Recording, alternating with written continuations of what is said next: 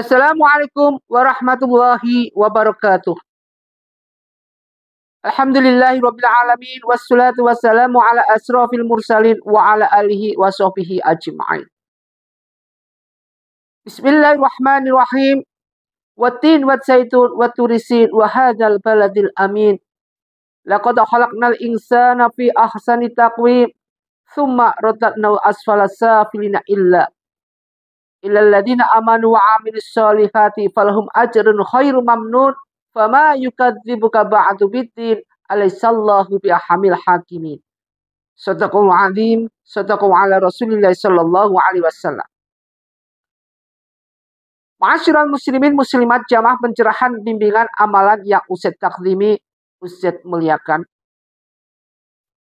Pertama kita panjatkan rasa puji syukur kita pada Allah Subhanahu wa taala. Salawat dan salam mari kita haturkan pada junjungan kita Nabi Muhammadin sallallahu alaihi wasallam. Alhamdulillah pagi hari ini kita masih bisa dalam suatu PBA ini pencerahan bimbingan amalan. Mudah-mudahan bisa istiqomah, antum bisa istiqomah, Ustaz pun bisa diberikan kesehatan untuk senantiasa menyampaikan meskipun itu satu ayat. Ma'asyiral muslimin muslimat rahimatan dimuliakan Allah Subhanahu wa taala. Allah yang telah menciptakan kita. Kita semua tahu. Ibu bapak tahu, Ustaz tahu bahwa Allah yang menciptakan kita. Akan tetapi pada dasarnya mereka enggan untuk mau taat kepada Allah. Memang mengakui dalam segala hal bahwa mentaati perintah Allah, menjalankan semua larangan Allah.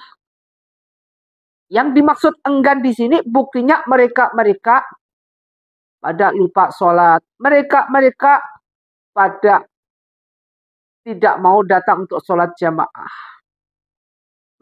Mereka senantiasa menjauhi majelis. Bahkan majelis PBA seperti hanya beberapa gelintir orang yang mau mendengarkan dari awal sampai akhir. Hanya hamba-hamba Allah yang pilihan yang mau mendengarkan dari awal sampai akhir. Alasannya apa? Alasannya sibuk dalam hal ini. Alasannya segala ini dan itu.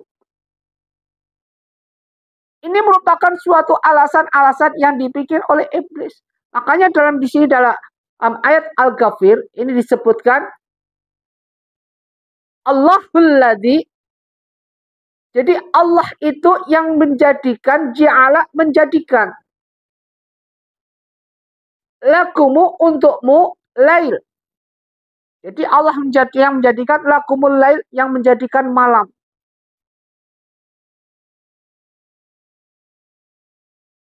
Litaskunu agar kalian beristirahat fihi padanya wan naharo. Jadi agar kita beristirahat. Jadi kalau Allah ciptakan malam ini tidak ada matahari artinya untuk istirahat. Gunakan sebaik-baiknya. Karena nanti dalam sepertiga malam ini merupakan waktu yang bagus ketika kita dalam wa minal laili fatahaj bihi nafilatan lak asya ayyab'atsaka rabbuka maqaman mahmuda. Ada waktu-waktu kriteria terus yang waktunya kita zuhud, waktunya kita istirahat. Maka gunakanlah. Sebenarnya Islam ini sudah memberikan suatu kedisiplinan, suatu pembagian yang konflik, yang bagus strategisnya, yang bagus sinerginya, yang bagus taktisnya. Sudah diusahakan sedemikian mungkin, susun serapi mungkin, sempurna mungkin karena Allah sayang pada hamba-Nya. Kemudian wan nahara mubashira, dan Allah jadikan ini siang mubashira, terang benderang untuk kalian bekerja. Jadi Allah ciptakan siang untuk bekerja, gunakan bekerja pada waktu siang hari, pada waktu. Jangan setelah habis sholat subuh kemudian tidur melulu. Gunakanlah waktu ini setelah habis sholat subuh untuk menggali rezeki Allah. Wa may yatawakkal 'ala fahuwa hasbuh. Wa ma min dabatin fil ardi illa 'alallaha rizquha. Apapun semua ini sudah diatur oleh rezeki oleh Allah Subhanahu wa taala. Pengaturannya bagaimana? Wa yarzuquhu, dan Allah juga bisa mengeluarkan. La tahtusib, segala sesuatu yang rezeki datangnya tidak disangka-sangka. Ma'asyiral muslimin muslimat rahimatullah.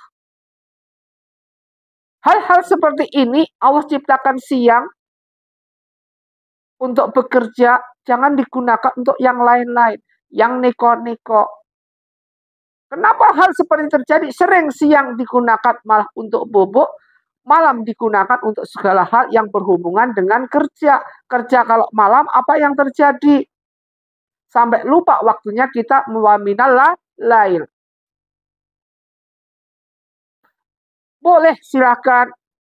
Waktu kerja malam silakan. Tetapi Allah menyusun sedemikian rupa agar hamba-hambanya untuk bisa bersyukur. Innallaha, sungguh Allah, ladzu fadli, benar-benar memiliki karunia. Ladzu fadli, memiliki karunia yang luar biasa menciptakan siang dan malam tadi. Alam nasi, yang dilimpahkan kepada manusia, ala nasi, walakinna, tetapi aktsaron nasi, tetapi ini aktsaron nasi, kebanyakan manusia la yashkurun, tidak mau berterima kasih, tidak mau bersyukur. Kalau sini ayat ini disebut aktsaron nasi yashkurun, mungkin banyak manusia banyak bersyukur. Maka diberikan lagi apa yang namakan la azidannakum. Tapi di sini sebutkan aktsarun nasi la yashkurun. Kebanyakan manusia tidak mau bersyukur. Ketidakmauan manusia dalam tidak mau bersyukur ini perlu kita pahami karena faktor apa? Banyak sekali faktor-faktor yang menghipnotis manusia hingga manusia itu lupa pada siapa yang menciptakan kita. Banyak faktor-faktor yang menjebak kita dalam dunia era apapun bentuknya, alasan dengan dalih kerja, dalih yang ini, yang itu, dalih yang lembur, bukti-buktinya, the endingnya berbuat maksiat. Dan kemaksiatan seperti ini sifatnya sembunyi-sembunyi. Kalau sembunyi-sembunyi dalam hal sodakoh, afdhalu sodakoh, itu bagus. Tetapi ini sembunyi-sembunyi yang berhubungan dengan selingkuh atau suatu hal yang bisa mempertajam daripada kemaksiatan itu sendiri. Maka alangkah baiknya di sini disebutkan ketika bekerja pada siang hari, ketika malam gunakan untuk istirahat, waktu maghrib untuk sholat istirahat, sholat maghrib, kemudian wirid sholat isya, kemudian tidur. Setelah tidur, wa minal lail, sepertiga malam bangun untuk melaksanakan sholat tahajud, sholat taubat, sholat witir. Kenyataannya sekarang jarang, hanya beberapa gelintir orang satu kampung. Itu masjid, andai kata orang banyak yang sholat tahajud, masjid ini penuh. Dan kita jarang jumpai masjid yang penuh tiap harinya untuk digunakan sholat tahajud. Jarang. Rata-rata masjid sholat subuh aja hanya tergelincir beberapa. Ini sholat subuh, habis sholat subuh pada tidur, ngorok sendiri-sendiri lagi. Jadi percuma, pada suatu riwayat mengatakan Rasulullah SAW itu membenci umatnya apabila umatnya setelah menjalankan sholat subuh, kemudian tidurlah lagi. Di situ sudah disebutkan begitu banyaknya as-sholatu rok'ataini qabla subuh khairu. Sholat 2 rakaat sebelum subuh itu lebih baik daripada dunia fiha dan seisinya. Kalau sudah dijelaskan seperti ini, pada dasarnya mereka manusia enggan untuk melaksanakan. Ini namanya manusia-manusia yang kurang beruntung, yang jadinya manusia yang buntung. Wajar kalau manusia kemudian dinas dalam ayat ini, wala aktarun nasi la yashkurun. Jadi orang atau hamba Allah yang tidak pernah punya rasa syukur. Kalau tidak pernah punya rusur, maka wajar. Wala in kafartum inna azabila syadid. Wajar kalau azab Allah itu sangat pedih buat hamba yang tidak pernah bersyukur. Coba ketika kita diberikan sehat aja, Masya Allah kesehatan luar biasa. Bagaimana rasa kita untuk bisa bersyukur seperti ini? Kita bersyukur pada Allah dengan apa? Tidak membeli rasa bersyukur.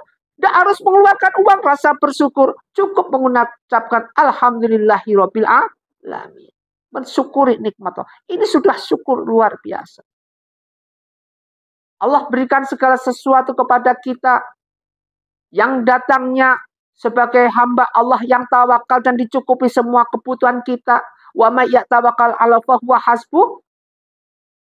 Innallaha aliman amro, dan Allah itu benar-benar memberikan suatu hal yang atau cespleng dalam segala urusan.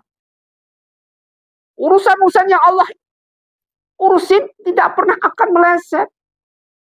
Sementara kita yang urusan-urusan kita sering melesetnya, kita malah jauh dari Allah Subhanahu wa taala.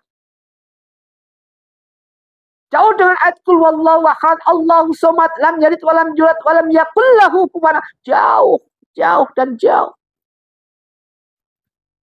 Coba kalau kita bisa introspeksi diri seperti ini dengan ayat tadi, kita akan lebih berhati-hati dalam melangkah. Kita akan lebih hati-hati dalam menyimpulkan, dalam mengucapkan. Lisan kita jaga sehingga kita menjadi hamba Allah yang terfilter seluruh organ tubuh kita untuk melaksanakan motorik yang berhubungan dengan kemaksiatan. Lebih kita filter lagi, lebih hati-hati lagi. Inilah ciri-ciri hatinya atau kalbunya adalah selalu zikir di hadapan Allah. Fikulu zikrullah. Jadi kalau hati ini sudah dimasuki dengan zikir-zikir, artinya hati ini hidup. Kalau sudah hidup, artinya apa? Hati ini ada iman.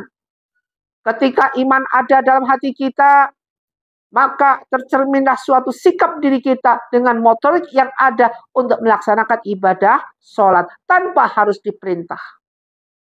Makanya kadang-kadang sering sekali Ustaz mengatakan, janganlah antum berjilbab kalau hati antum belum dijilbabi.